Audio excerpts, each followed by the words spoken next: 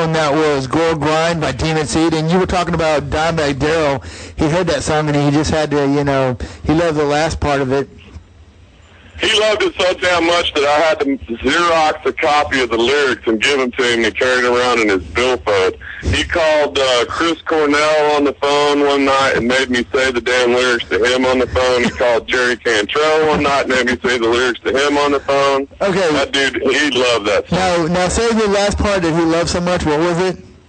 All right, my gutted lover, her staring eyes, her varicose, bloated blue, twitching thighs.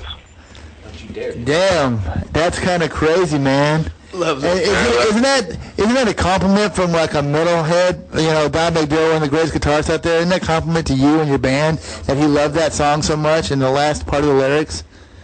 Of course it is, man. I mean, come on, the dude was not only a friend, but before he was a friend, and when I was a kid, he was like my guitar hero, man. I mean, I played guitar too. And we looked up to that guy so much that we used to go over to Rainbow Music in Arlington. He gave guitar lessons over there for just a short period of time. And we would go stand out where the guitars were at, and he'd be back in the back room, and we would just stand out there so that we could hear him giving guitar lessons. So, yeah, man, I mean, it's undescribable to know that, one of your heroes and then / friends gets up on stage with you and sings, some death metal. Now, let me ask you, you said you not only Dimebag, but you've had more other bands like Lamb of God and stuff like that you've actually been on stage with. Plan. He sang Damage Plan, too. You sang? No, he did. He sang Becoming with Damage Plan. You sang Becoming with Damage Plan? Yes, I did at the Ridgely Theater, one of the month before the tragedy struck. They played at the Ridgely Theater, and just like spur of the moment, they told Pat Lackman, they said, "Hey, bro, we're going to play Becoming tonight." And he was like, "Okay." And they're like, "You know the lyrics?" And he's like, "Well, I guess I better figure them out real quick." So he came up to me and he was like, "Hey, dude, you know the lyrics to Becoming?" And I said, "Yeah." He said, "Well, good. You get your ass up on stage then and help me sing this song." So I got the opportunity to get up and sing Becoming with Damage Plan at the Ridgely Theater. And, of course, I sang it death metal style, so it was fucking brutal. Right. And, yeah, I did get to play or sing with Lamb of God last summer at the Rockstar Mayhem Festival. I got to get up on Black Label, the last song of the last night of the Rockstar Mayhem Festival with the Lamb of God? Oh yeah, I got to sing with them in Oklahoma City. I was with them in Dallas the night before, and just hanging out. And then the next night I went with them to Oklahoma City, and the last song was Black Label, and I got to get up and sing. Me and Randy switched off the microphone in the beginning of the song, and then I pretty much got to end the song when it does the breakdown. I got to sing the whole ending of the song. So it's all on Demonseed.biz. And I got to thank Lee Bateman from UR Music and Video, our webmaster, for taking care of our website and all of our YouTube commercials and all that. Man, that guy is killer. Yeah, so if anybody needs anything done, UR Music and Video. Right. Word. So, I was out at the Mayhem Festival last year, and I got to see Jamie Jossa and the lead singer. I actually got a picture with Randy from the Lamb of God and all that, and him and Rita. I mean, Rita was a wonderful woman. I mean, she's Dimebag's girlfriend for the longest and everything like that. And you've been with a lot of great bands. Is there any particular band? I know it's hard to explain or hard to say who you love better, but is there like any particular band that you grew up listening to that you love the most? That this is the reason why you got into this business? Pretty much Cannibal Corpse, man. I mean, it all starts, the bottom line is up with me, it all starts with Black Sabbath. Then it goes from Black Sabbath to Slayer, and then it goes from Slayer to Cannibal Corpse. Yeah. Black Sabbath was actually a great band, Randy Rhoads. I mean, not Randy Rhoads, excuse me. But, Tony Iommi. Yeah, Tony Iommi and all of them. I actually got to see Black Sabbath back in 2005, and they had the original lineup and all that, but, Ozzy's great and everything like that, but when you're in your 60s and, you can't understand the guy. He's like, you can't sing until he sings, and he sings perfect. Like, what the hell? You have to know his lingo or something, but... Have you ever seen on stage the monitors that he has in front of him? They're not only are they monitors so you can hear yourself sing, but they have, like, the scrolling lyrics so that he can keep up with the lyrics.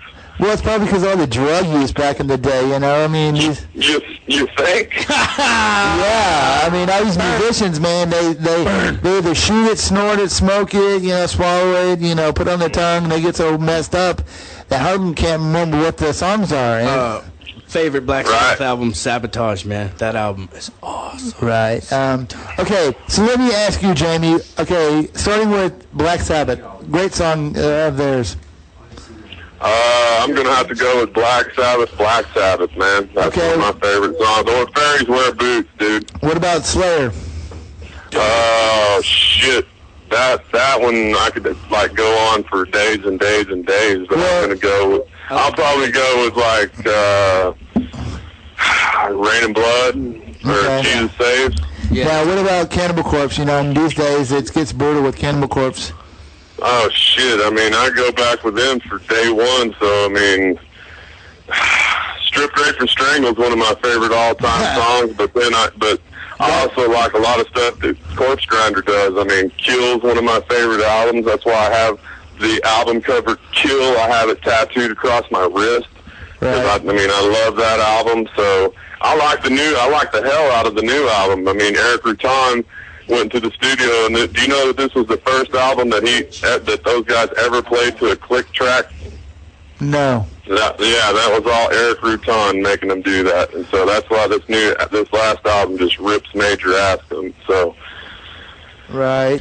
Good time. Yeah, actually, you said Strip Wrecked and Strangled, and that was actually the song we played on the for the metal matchup. You know. Yes. Right. I caught that earlier. That's why it wasn't real hard for me to make a decision on who I went with. Yeah, I had a buddy, this guy in high school, and he used to listen to Cannibal Corpse and stuff like that, and and he got me into his Cannibal Corpse, and I listened to them, and they were brutal. And this is back in the 90s, man, and I just got hooked on their 94 album, and The Bleeding, I think was what it called, and that song, Strip Wrecked and Strangled, was like, well, crazy. Reminds me of... How about Fucked with a Knife? Oh, yeah, that one. Now, you hits me is when you come out with a song called Addicted to Vaginal Skin. That's like crazy. That's awesome. How about the classic beginning of, I don't know, I just took that knife and I cut her from her neck down to her anus. That's awesome. And ate it. I mean, come on. I'll eat that was just unreal, and that shit came out. Well, we got this last song, Minnesota, and then we're going to...